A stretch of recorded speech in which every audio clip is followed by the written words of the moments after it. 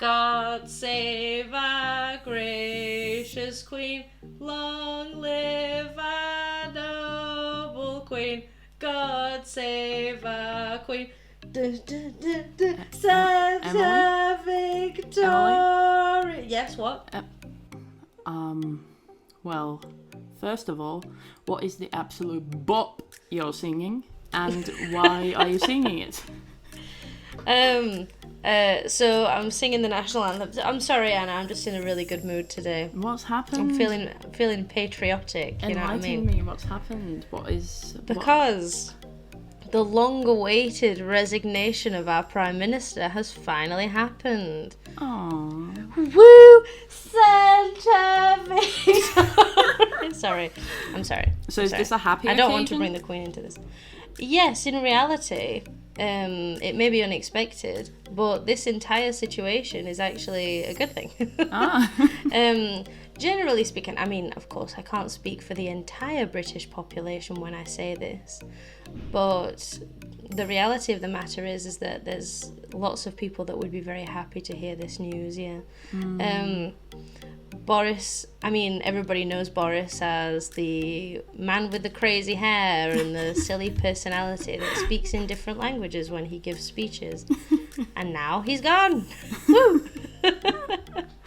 Yeah. But yes. He was a king of the memes, I would say. I mean, I'm not a connoisseur of the British political system, but I did see him in memes all the time. Yeah, absolutely. He was a funny one. What kind of memes did you see him in? My favourite was in 2012 during the Olympics. What was it? The Olympics. Yeah, the Olympics.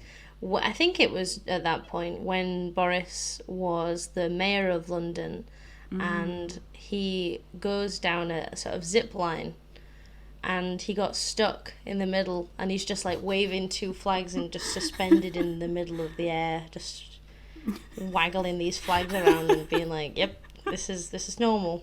This is how he developed his personality. Now That's incredible. This is how that started." Yeah, it's really embarrassing, really, really embarrassing.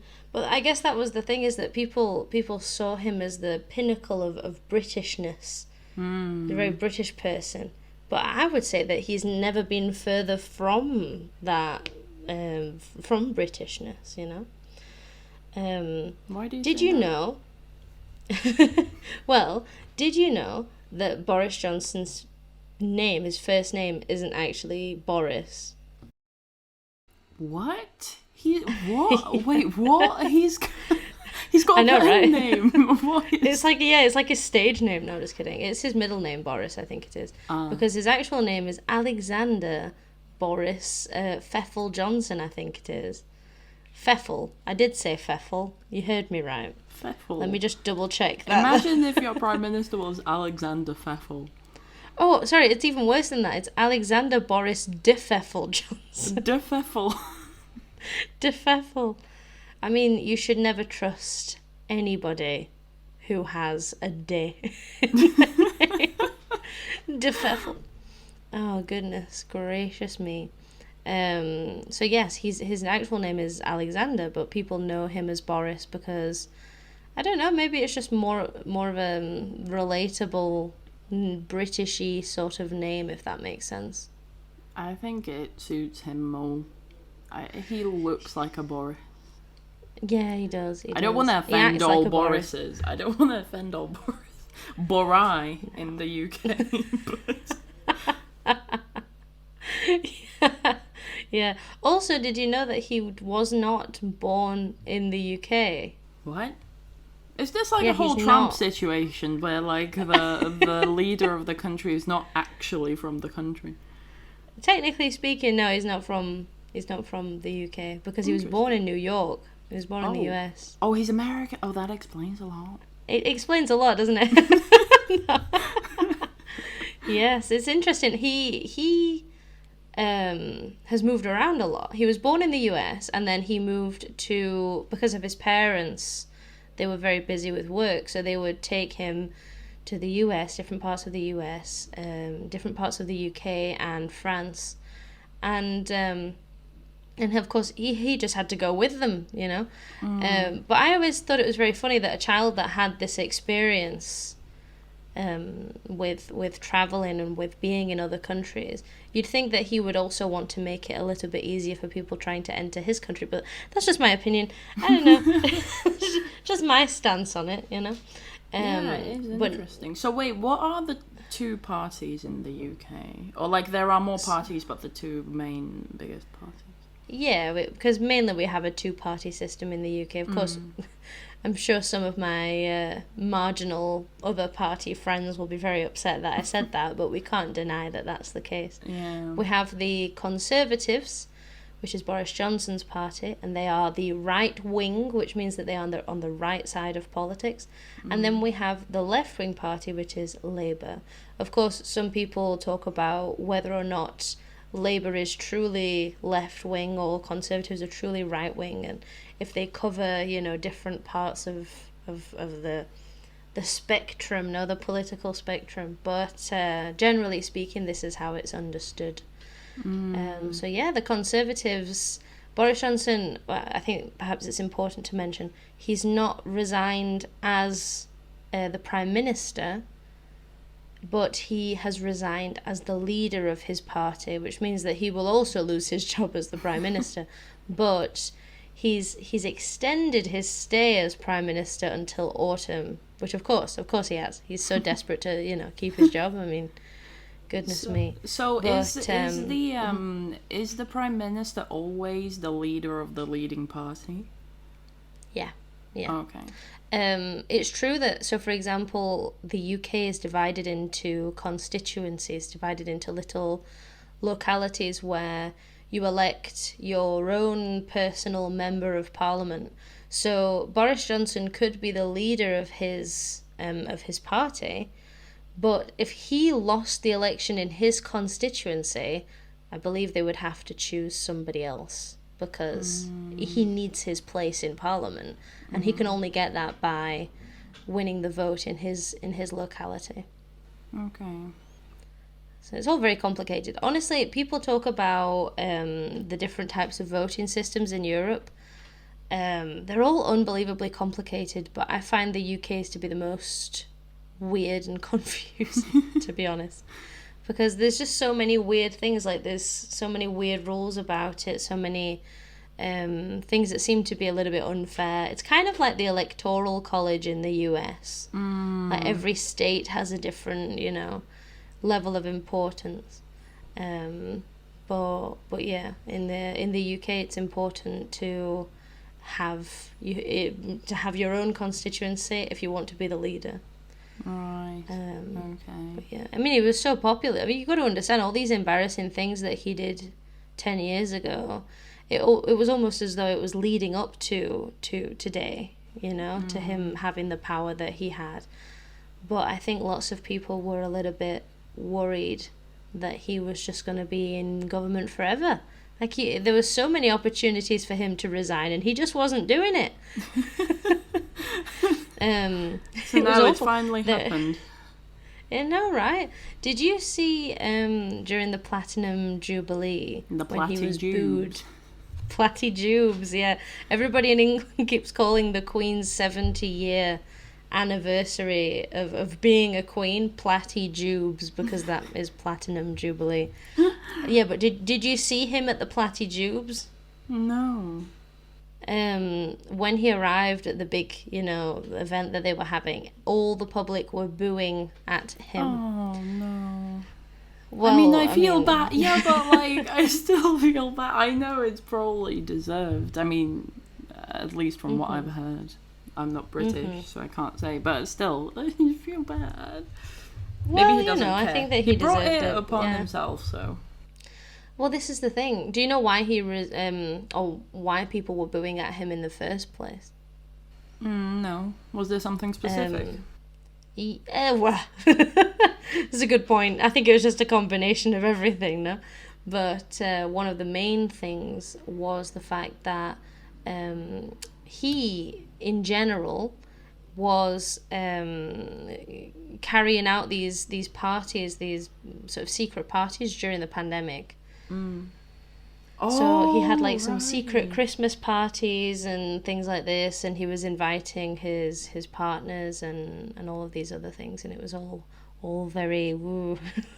Yeah, I heard That's how about a British those. person would describe it. It was all very woo, because he was telling people to stay at home over Christmas.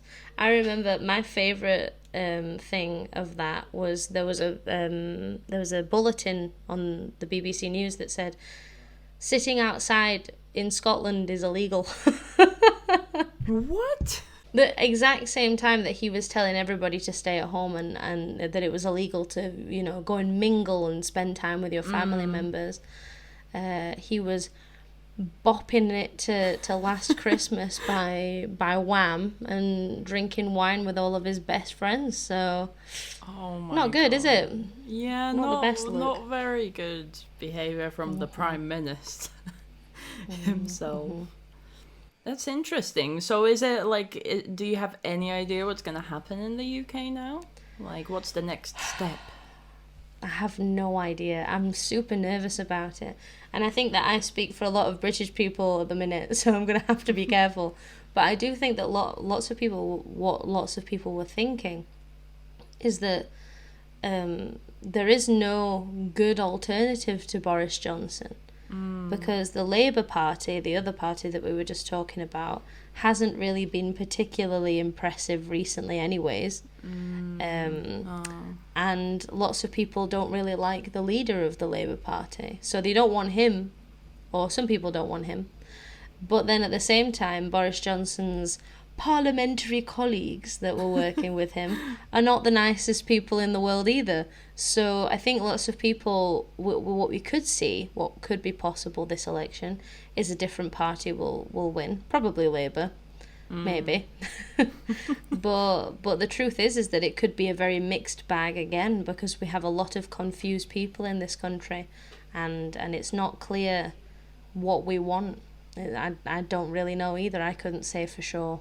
Yeah, that's what I always.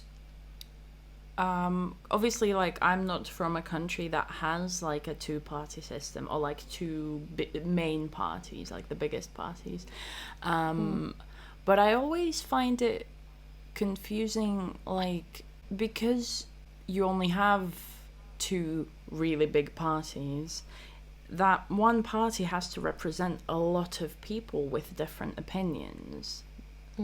I mean, like, if you only have to really choose whether you're right wing or left wing, how can anyone in the party, like, my question is, do the different politicians in the party have really, like, different opinions, strong opinions, or are they just all kind of, like, general about their opinions? Well, such a loaded question. Wow. Yeah, you're absolutely right for a start. Our two parties, because we only have two, they are catch-all parties. They have to appeal to everybody. That's what a catch-all party does. The leader of the party will probably have what they call their own pet policy, which means that because they are the leader, they have to do everything that the party states and what they promise to do. But they also have something a little special for them that they like to do extra. The governing party, the party that is in power, normally receives extra money, which means that all the MPs that are in that party, all the members of parliament in that party, get an extra bit of salary, which means that they are sort of controlled. Their ideas, they may all have very different ideas, but because they get this extra money, it's kind of like, well, you have different ideas, but you've got to listen to the party. Your priority is the party, and your priority is what your leader says. Right. So another thing as well in British politics is we have somebody called the whip, or each party has a couple of people called whips. Whip. And the whip, yeah, like, whip. right? This is the same. It's the same thing. It's basically the same thing, because a whip is somebody who makes sure that everybody is under control when it comes to voting. So if the party has to vote for a new law, the whip says, right, everybody has to vote for this, and if you don't, I'm going to kill you. So it's like one of those, it's a really weird thing, because it kind of, you're voting for somebody, in your area, but that person who comes from your area has to listen to what the party says. They don't listen to what you have to say. Oh, okay. That's the sort of problem that we have in the UK, because we get all these people that are paid to follow party rules. But, I mean, the party can't follow their own rules. They're all having parties at Christmas. That's not what a party should do. We use the word party too much in politics, it's true. Yeah, But, that was one of the most confusing things when I was learning English. I was like, party. Political party. It's like, woo, yeah, get the bottles open. Yeah, put the music on. No, absolutely. It's absolutely not like that. It's complete opposite, which makes it very boring. But it's fascinating, isn't it, how, money controls government so strictly. But that's why rebellion in politics is so interesting to see. After the platty-jubes, there was a confidence vote in Boris Johnson, because everybody in Parliament said, wow, if the public is booing Boris Johnson, we can't have him as our leader, surely. Yeah. So there was a confidence vote for this reason and for other reasons too, and the amount of people who voted against him, I think it was 150 out of a possible 350, which is amazing, because if 150 of your friends go, sorry mate, you're out, don't like you. That's shocking. No, that's really crazy. That's a lot of people, Jesus. Yeah. So the rebellion, that was a rebellion in some ways. The whip, when it comes to a confidence vote, the whip can say, well, the obvious answer is to vote for your prime minister, for your leader. But the great thing about a confidence vote is that, it's got nothing to do with the whip. It's all about chucking them out if they need to go. And now everybody resigned because they were like, I'm not happy with Boris Johnson. And now Boris Johnson has resigned because he's like, oh no, I've not got anybody to work with anymore. Woo! God save our gracious queen. That is really, like, the British politics seem... Like, the whole world of British politics just seems like a very sort of intense, eventful world, which is, like, somewhat contradictory to British people, at least to the ones I know, who tend to be quite, like, unintense about things. And then when it comes to the political system, everyone's like, everything's happening constantly. I think Boris Johnson's time in Parliament can be characterised as a lot of nothing, which has in turn frustrated everybody. Okay. It's true that British people are relatively chill about I mean, not chill in the sense of opinion, but no, it's true. I think that a lot of my students have asked me, especially recently, why did you vote for Boris Johnson? And I always say, well, we didn't really vote for what has happened, if that's what you're trying to say. Because it's like, why did people vote for Donald Trump? That you could say that over and over again. People vote, they don't necessarily, I mean, of course, a big part of it is voting for the person. Personality, politics is very important, but a big part of it is voting for the party and not wanting, or I don't know how to say it. It's like more of a desire... Instead of a desire for someone to win, it's a desire for someone to lose as well. Right? Yeah, I think that's also the biggest problem of a two-party system, is that you don't really have a choice of like a big group or like a big number of parties. You just have to choose the one that is less evil. Exactly, and there was a lot of controversy with the Labour Party at the time of the election. And it's completely justified that people would say, well, I have to choose the lesser of the two evils. Yeah. I think it's very silly and it's a little bit unnecessary to blame people for this because, that's just how it goes. I mean, people want to trust who they want to trust, unfortunately. This is why this election is going to be even weirder, I think. There's a lot of new young people ready to vote. And I think there's going to be a lot of questions asked about what Labour, if anything, can do for us. So we're waiting patiently for their manifestos, their lists of policies. They better hurry up on it. But yes, thank you for asking me all these questions. It's nice to talk about this sort of thing. Yeah, it's interesting. It's also very hard to be neutral. Yeah. Yes. To be honest with you, I maybe it's because I'm younger, but I don't really have a very developed opinion on politics in general. Same. I studied it a lot when I was like 18, and I know how all the systems work and things like that. But I can't make my own opinion without listening to other people's first. Maybe I'm a baby, something like that. I don't know. Yeah, I find it really difficult to form a political opinion. I don't know. I think it'll change once I have, like, right now, obviously, I'm a student.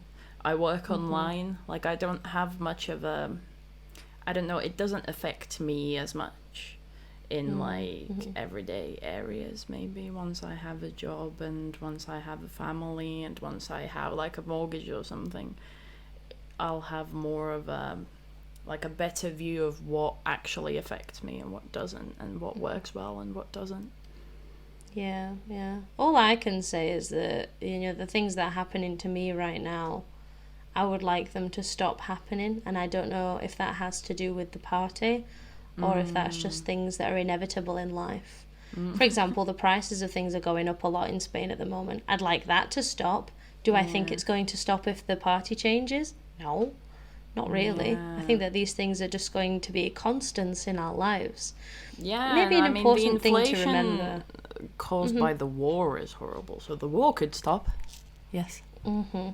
It could. But, what power do we have on the things that be, the rich ones, the 1% of the 1% are in power, unfortunately, not us. All we have to do is sit and complain about it in the end. Something my parents always used to say was the parties are all ultimately, especially in the UK, as we said, they're all catch-all parties. They're all the same. It's just a different colour. One of them's blue and the other one's red. It just doesn't make a difference as to what is done. That's what I also find kind of terrifying. Like, I feel like, obviously I don't know, but I feel like they, it's not as much like showing your own opinion and your own ideas. It's more like just being different than the other one, being like the opposite of the other one. Yeah, exactly. And I think that there's too much personality in politics these days. It should be more objective rather than fighting about everything. We should just be like, right, let's talk about policy more than anything else. But yes, I don't know. There's a lot more we could go into, I suppose. But I just wanted to talk to you about this today because I think it's going to be a source of great joy and merriment for all my British friends. Yeah, and it'll be interesting for people. I'm sure maybe it'll work itself into like exam questions at some point. No doubt. When I was studying politics, I did it in 2018, and I think that we had to talk about like future elections as well. So it was like potential future elections. So I'm sure that after everything that has happened, people will be talking about this in their exams. I mean, even in a language capacity or just in general in politics and things like this. Boris Johnson is definitely one for the history books. That much is for sure. Yeah, definitely. But yes, thank you so much, guys, for listening. And we will see you next week with hopefully a less political episode.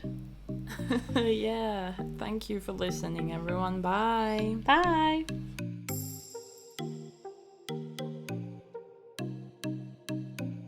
Thank you so much for watching. Please leave a comment below if you have any questions related to the topic, and we will try our best to respond to you. Please subscribe to the channel for a new podcast episode every Saturday, as well as essential tips during the week.